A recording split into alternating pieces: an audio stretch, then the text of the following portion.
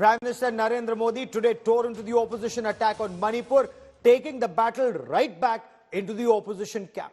He spoke of efforts being made to restore calm in the strife-torn state and hit out at what he termed were the opposition's double standards and double speak on the attack on Bharat Mata.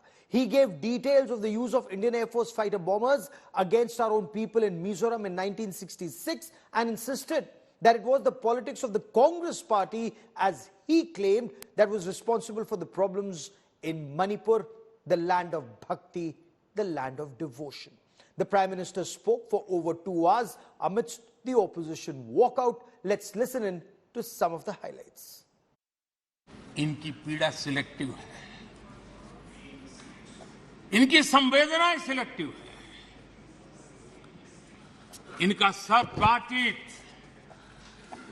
राजनीति से शुरू होती है और राजनीति से आगे बढ़ती है।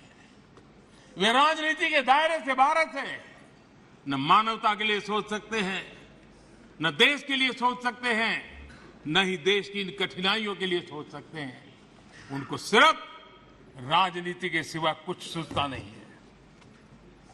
आदरणीय अध्यक्ष जी, मणिपुर में जो सरकार है और पिछले 6 साल से इन समस्याओं का समाधान ढूंढने के लिए लगातार कोशिश, समर्पित भाव से कोशिश कर रही है। बंद और ब्लॉकेड का जमाना कोई भूल नहीं सकता है। मणिपुर में आए दिन बंद और ब्लॉकेड होता था, वो आज बीते दिन की बात हो चुकी है। शांति स्थापना के लिए, हर एक को साथ लेकर चलने के लिए एक विश्वास जगाने का प्रयास निरंतर हो रहा है, आगे भी होगा। और जितना ज्यादा हम राजनीति को दूर रखेंगे, उतनी शांति निकट आएगी। ये मैं देशवासियों को विश्वास दिलाना चाहता हूं। आज मणिपुर की समस्याओं को ऐसे प्रस्तुत किए जा रहा है जैसे बीते कुछ समय में ही वहां ये परिस्थिति पैदा हुई है। कल अमित भाई ने विस्तार से बताया है समस्या क्या है, कैसे हुआ है। लेकिन मैं आज बड़ी गंभीरता से कहना चाहता हूं, नॉर्थ ईस्ट की इन समस्याओं की कोई जननी है तो जननी एकमात्र कांग्रेस है। नॉर्थ ईस्ट के लोग इसके लिए जिम्मेवार नहीं है, इनकी ये राजनीति जिम्मेवार है।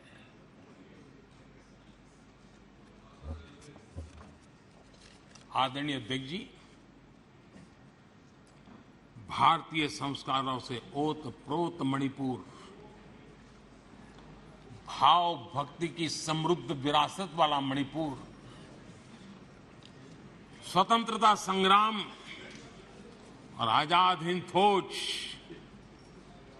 अनगिनत बलिदान देने वाला मणिपुर,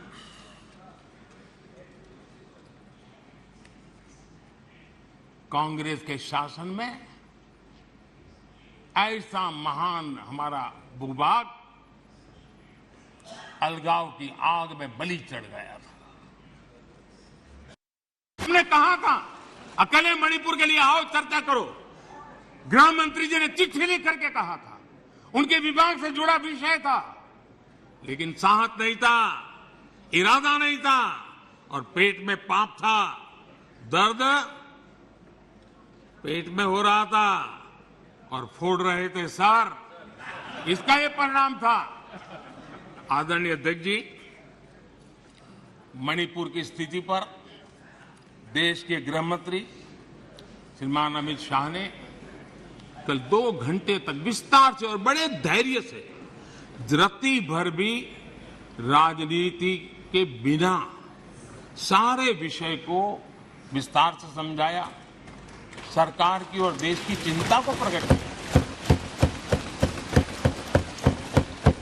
और उसमें देश की जनता को जागरूक करने का भी प्रयास था। उसमें इस पूरे सदन की तरफ से एक विश्वास का संदेश मणिपुर को पहुंचाने का इरादा था। उसमें जन सामान्य को शिक्षित करने का भी प्रयास था।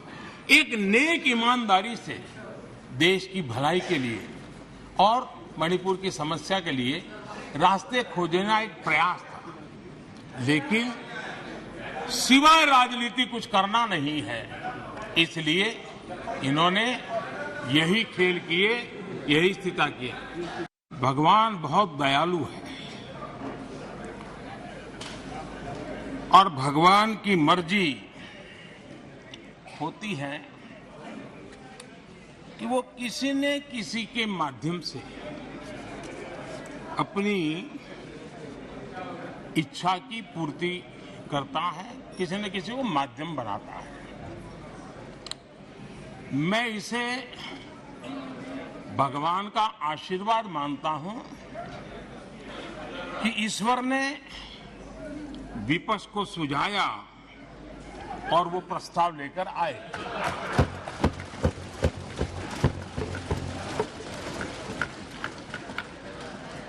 दो 2018 में भी ये ईश्वर का ही आदेश था जब विपक्ष के मेरे साथी अविश्वास प्रस्ताव लेकर के आए थे। उस समय भी मैंने कहा था कि अविश्वास प्रस्ताव हमारी सरकार का फ्लोर टेस्ट नहीं है। मैंने उस दिन कहा था, बल्कि ये उन्हीं का फ्लोर टेस्ट है। ये मैंने उस दिन भी कहा और हुआ भी वही। जब मतदान हुआ तो विपक्ष के पास जितने वोट थे उतने वोट भी वो जमा नहीं कर पाए थे।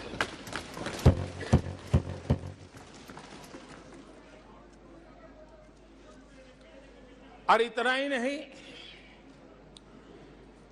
जब हम सब जनता के पास गए तो जनता ने भी पूरी ताकत के साथ इनके लिए नो कॉन्फिडेंस घोषित कर दिया।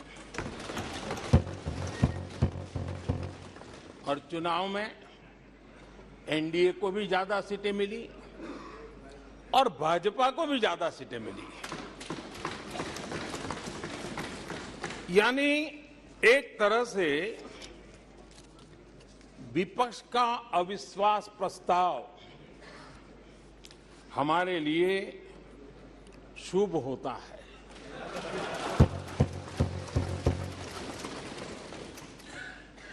इस देश का भी,